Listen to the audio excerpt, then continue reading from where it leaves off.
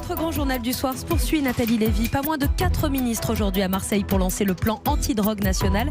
Ce énième plan qui veut frapper fort sera-t-il le bon? Alors que le week-end dernier, des règlements de compte ont encore fait 10 blessés, cité de la Bricarde. Votre invité, Nathalie, est Gilles Leclerc, ancien préfet de police de Marseille. Bonsoir Gilles Leclerc. Bonsoir. Merci d'être avec nous dans ce studio. Vous êtes également ancien chef de l'Office central des stupes. Pas moins de 4 ministres donc présents dans la cité phocéenne. Ce plan anti-stupe national, fort de 55 mesures.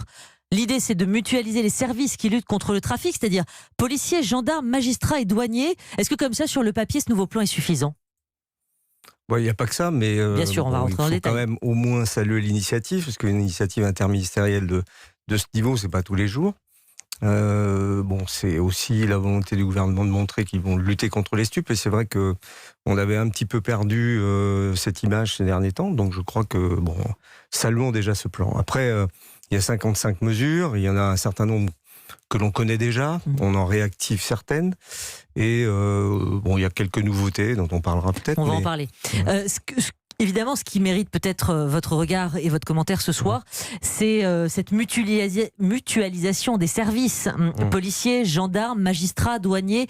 L'OFAST, précisément, c'est l'Office anti-stupéfiants qui comptera 150 enquêteurs, disposera de 16 antennes territoriales en métropole et en outre-mer, doit travailler ensemble, doit partager ses données, doit effectivement se donner la main. C'est pas comme ça qu'on faisait jusqu'à présent ? C'était un petit peu rôle de l'Office central de la répression du trafic illicite des stupéfiants, qu'on appelle communément l'Office des stupes. C'est évident qu'on ne va pas réinventer la roue dans une lutte contre une forme de criminalité organisée qui est depuis malheureusement plus de 50 ans dans notre pays. Réaliser l'excellence dans la coordination opérationnelle, c'est un petit peu le message qui est donné. C'est toujours très difficile de mettre la coordination en place, notamment quand on a différentes structures qui ne sont pas du même ministère, qui ont des pratiques différentes. Moi, je l'ai vécu à longueur de ma carrière.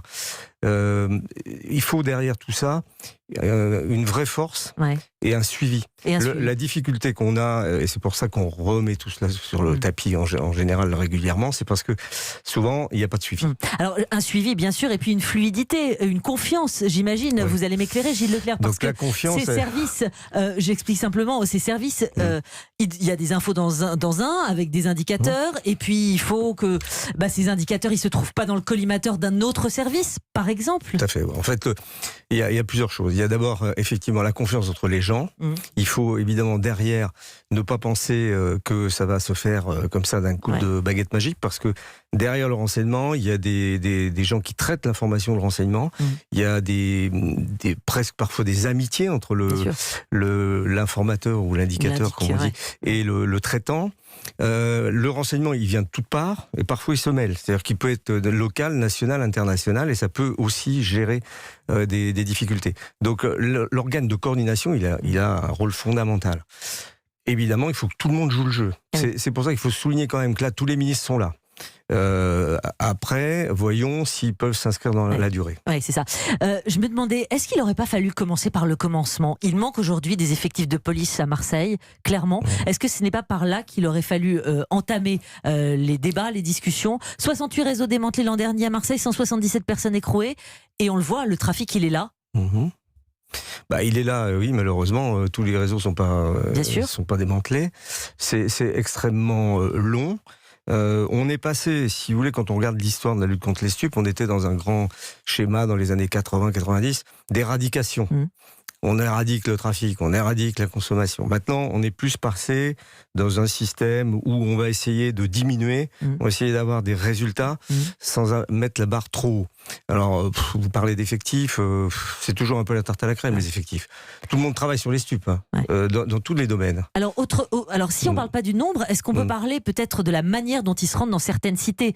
Typiquement, ce week-end, les événements encore, et puis voilà, il y a des cités tellement enclavées, des quartiers tellement enclavés que les policiers ne veulent plus s'y rendre, peuvent plus s'y rendre. C'est extrêmement difficile. Moi, quand j'étais à Marseille, j'avais souligné ça m'a valu les foudres du gouvernement, mais en disant je ne veux pas renvoyer mes policiers sans que je sois certain qu'ils soient sécurisés, qu'on mette des commissariats qui soient enclavés. On a eu malheureusement des mauvaises surprises dans certains endroits avec des commissariats brûlés. Ce qui est certain, c'est qu'il faut avoir une présence. Lorsqu'on démantèle un trafic, il faut remettre de la présence. Je me souviens que le préfet Lambert en 93 mettait 2 compagnies de CRS pendant 1 mois, 2 mois pour occuper le terrain. C'est un petit peu cité. Et il y a également, excusez-moi, je finis, mais sur la plateforme qui a été créée, là, de demander finalement aux citoyens de donner des informations. Moi, j'ai quand même une grosse réserve dans ces cités. Effectivement, c'est une des 55 mesures, vous l'avez dit, les plateformes pour signaler les points de vente. Ça va être extrêmement compliqué. Parce que ça amène forcément des dangers sur ceux qui donneront des informations, même si sans doute elles resteront anonymes. Vous savez, vous avez vite fait d'identifier la personne qui va dire au 4e étage, deuxième porte à gauche, il y a un deal où il y a une personne qui fait la nourrice. Il n'y a pas beaucoup de gens qui pourront avoir l'info. Donc les trafiquants ont vite fait d'identifier ceux qui donnent leurs renseignements. Et les trafiquants ont de plus en plus de moyens. On a entendu Samia Ghali ce matin qui disait qu'ils étaient plus payés en euros, mais en armes pour certains, dès le plus jeune âge, à peine entrés dans l'adolescence.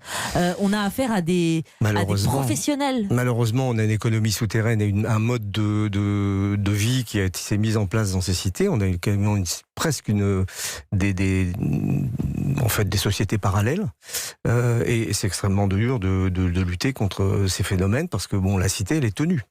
On voit bien malheureusement les règlements de compte, c'est juste la conséquence du fait de certains qui veulent s'intégrer et essayer de prendre la place des autres. Juste, le ministre de l'Intérieur a dit long, complexe et dangereux pour ce combat, donc il n'est pas optimiste, on l'a compris, le gouvernement le mènera sans relâche, de l'international à la cage d'escalier. On peut être à un tournant malgré tout ? Oui, moi j'y crois beaucoup parce que j'ai vraiment eu beaucoup de plaisir à travailler dans ce domaine. On a les plaisirs que l'on veut. Et remettre l'office à niveau. Moi j'avais 200 personnes, j'avais 200 personnels à l'époque, j'avais toutes les antennes à l'étranger qui étaient sous notre coupe. Là, je trouve qu'il y a un vrai coup de boost pour remettre la lutte contre les stupes en vigueur.